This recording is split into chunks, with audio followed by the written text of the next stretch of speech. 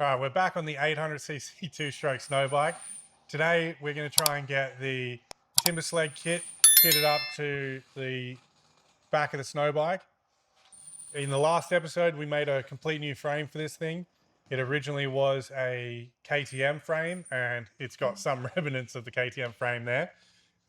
If you're new to the channel and you want to check it out, just go through and you'll see the last two build videos of this. And we got a ton of other content, so check that out too. So today we're going to get the subframe off of the timber sled kit so as we can get it attached to the back of the snow bike, and then hopefully start building out our subframe and getting our CVT pulleys positioned. So let's get stuck into it.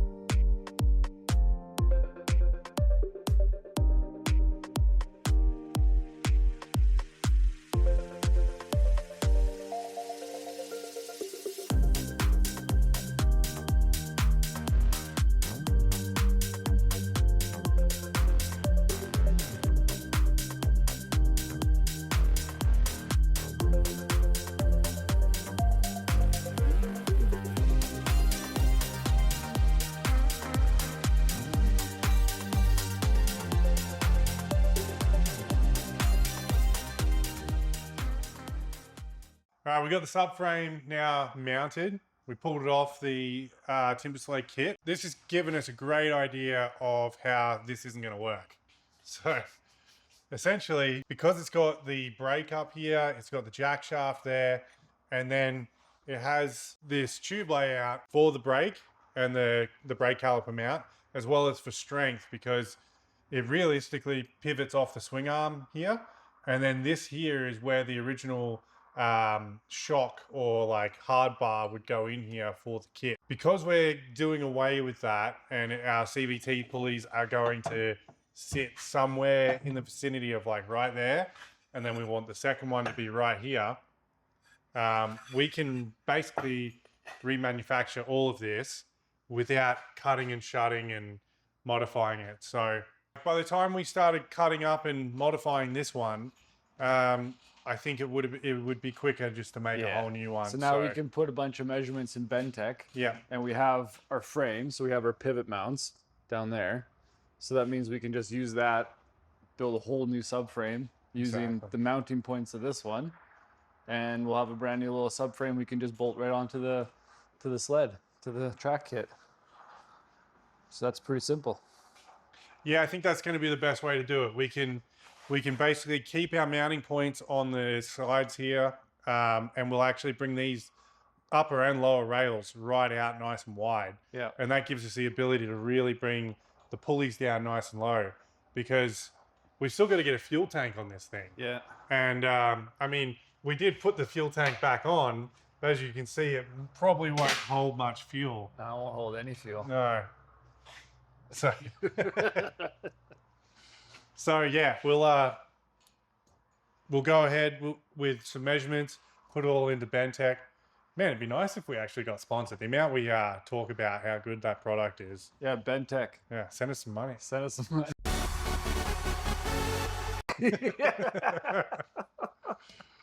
So yeah, let's do that. Yeah, let's do it.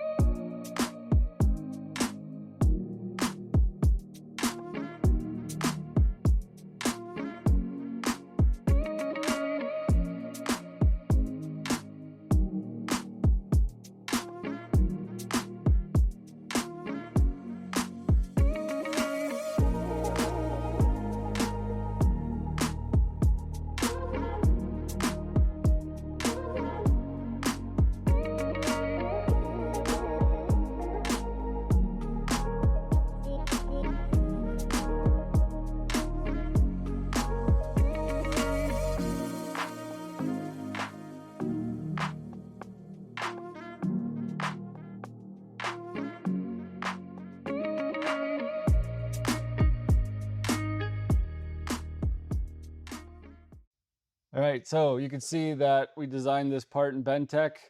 So all we gotta do now is cut a bunch of parts and put it all together. What the hell are you doing? That's how it works on YouTube. What do you mean? Snap your fingers and it's there. Well, it didn't work. Well, I want to try it.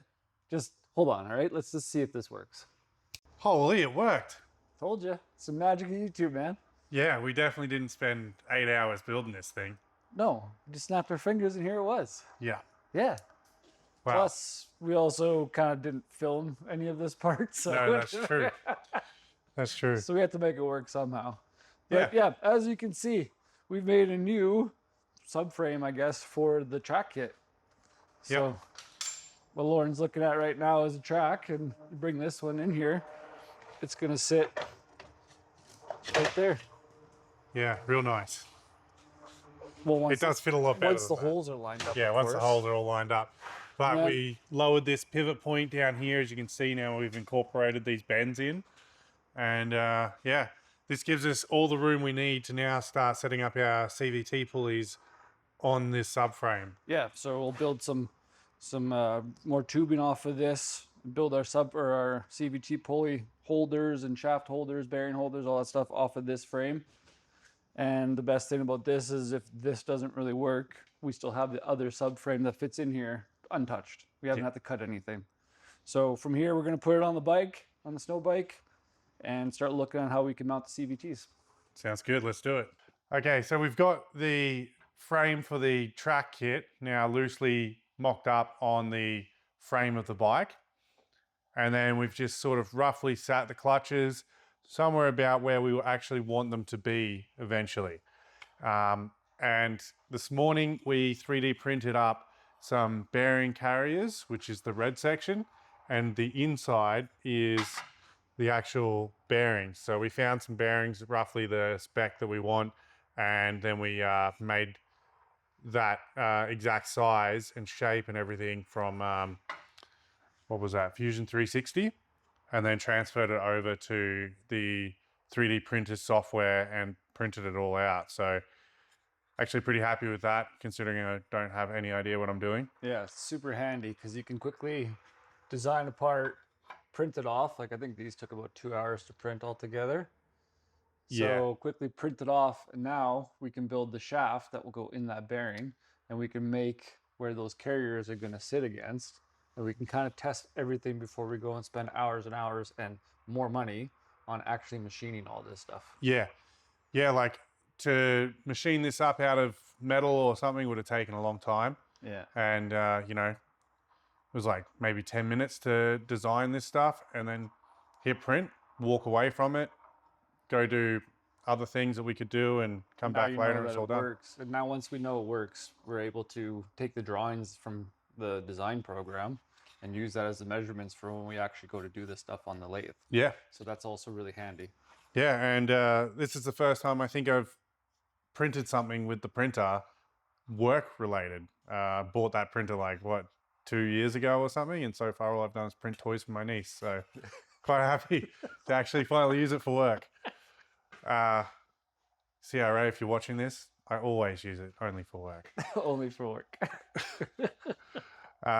So the current plan is to use these. We're going to make up some shafts. There's going to be one bearing carrier right here with a shaft to hold the primary, and another bearing carrier with a shaft to hold the secondary. We're going to use some plate, maybe like 1/2 inch thick aluminum that these will mount to, and then we will be able to make the rest of our subframe for the track kit that'll actually hold all that in place. And so then we'll have a sprocket coming off of the output shaft of the engine, running back to another sprocket here. So we're going to have a chain drive to our primary, and then the belt set up for the clutches, and then another chain drive coming off, going back down to the track drive unit. So we've got to order some bearings, but we've now done our little tests, so we're quite happy with this. We might go to a slightly larger bearing, we're not too sure just yet, but We've got to make the shafts up now, so that's kind of what we're starting with. For people that don't know about snow bikes, this part of the snow bike track kit does not pivot. All the suspension is in the track itself. Yes. So we'll be able to make that frame. It's at about a 4-degree angle right now. That's what it was before we modified the original one. And that will be mounted solid to the more or less the subframe where the seat is. So that won't move up and down. We'll be able to adjust it, but that's only to get certain angles of the track. But it doesn't have suspension like a motorcycle where there's a shock from the top to the swing arm. It doesn't have that anymore. It's all in the track kit. So that's why we think that this is going to work. So we're going to keep going at it, try to make it happen. Yeah. All right, we've got our new shaft chucked up, ready to go. So we need to machine a taper on this so our primary pulley will go straight onto it. We'll put a taper on it, we've got to put a thread in there, and then we've got to machine some bosses for our bearings. Our bearings did show up, as well as this huge chunk of aluminium, or aluminum for you North American people. So yeah, we've got some more shaft. So that'll be, well, we ordered a bunch just so as we got extra and stuff. So these are the bearings we're going to use. I think they're 35 mil inside, roughly 20 mil wide, and then 85 or 80 or something outside. So big beefy bearings. We're going to stack the two of them next to each other just like that, and then make bearing holders out of this big old chunk of aluminum.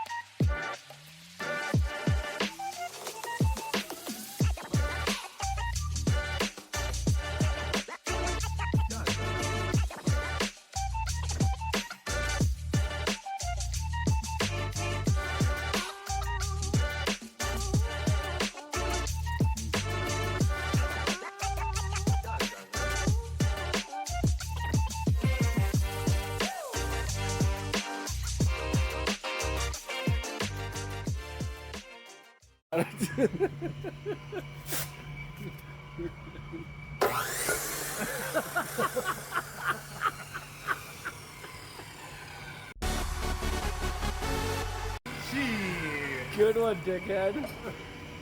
I thought it was time.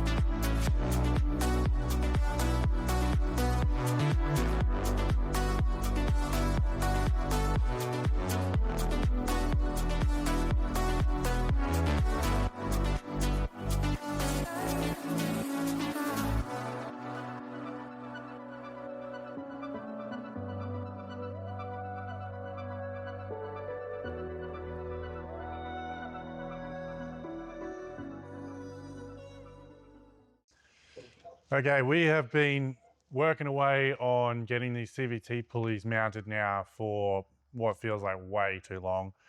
It's kind of tough because this is you know, like all unknown. Who knows if any of this is going to really work?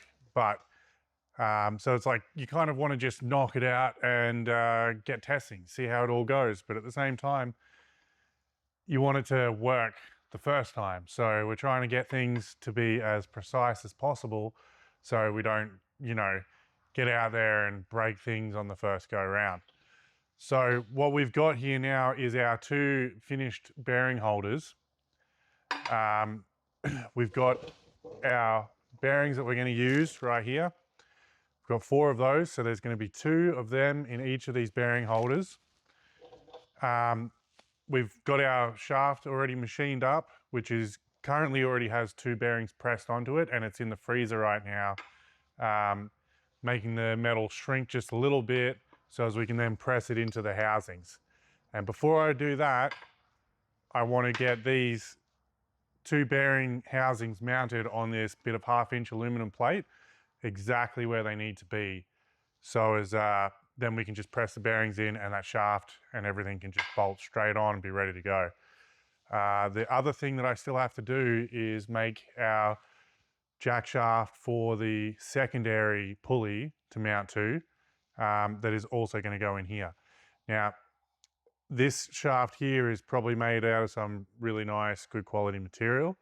And I don't have the ability to cut any splines for the secondary to slide onto like what this shaft already has. Just to make this thing work, the current plan is going to be to weld on this shaft, build up the diameter of the shaft, and then machine it back down to the diameter I need with the lathe. So these bearings here are a 35 mil inside diameter.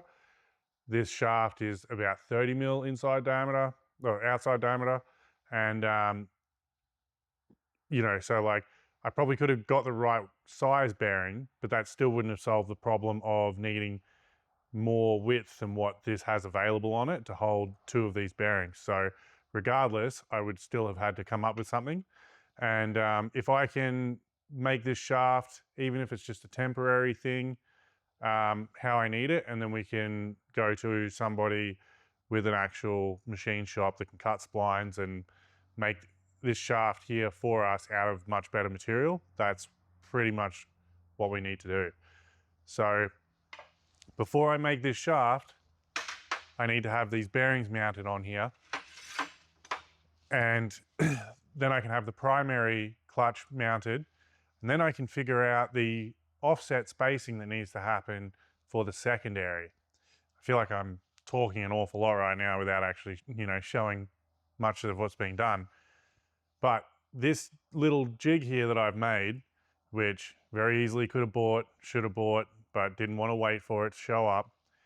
This is the alignment tool, essentially, which should hopefully it's correct, is the offset that I need for the primary to the secondary clutches. So, I mean, I could probably do a bunch of math, and knowing my luck, I'd screw it up. So I could just do a bunch of math and probably figure out exactly where the secondary pulley goes, but this will also help determine exactly where that secondary needs to go. And then there'll just be the use of shims, which is exactly how Arctic Cat does it originally. They shim the secondary in and out sort of thing to make sure that you get it all lined up properly. So yeah, it's a lot of talking. Next step, we want to get these mounted exactly where they need to be. We have a little dowel pin hole drilled on each one, so they will be locked in place. Won't be able to hopefully move too much or anything. We'll get them mounted on here exactly where they need to be, and then get the primary jack shaft pressed into this bearing housing and get the primary clutch mounted. And then we'll have this one here set up, ready to go, and we can then determine the length that we need of our jack shaft and offset and all that sort of thing to start making our secondary shaft. So yeah, let's get stuck into it again. Single line, movement found, hollow ground, a bit of climb, a single sound, left behind, a peace of mind. Finding time, a single line, movement found, hollow ground, a bit of climb, a single sound, left behind, a peace of mind. Finding time, a single line, movement found, hollow ground, a bit of climb, a single sound, left behind, a peace of mind. Finding time, a single line, movement found, hollow ground, a bit of climb, a single sound, left behind, a peace of mind. Finding time, a single line, movement found, hollow ground, a bit of climb, a single sound, left behind, a peace of mind.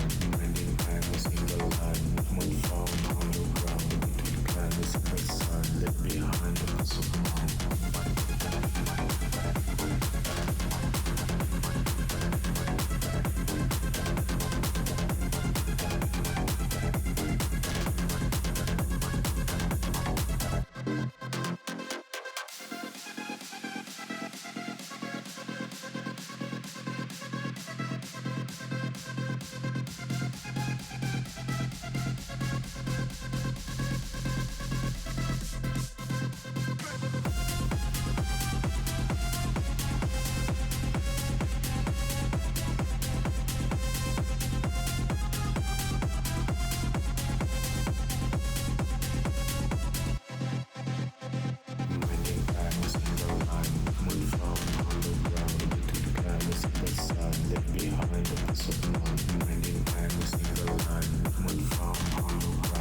of climb, a single sound, left behind, a peace of mind.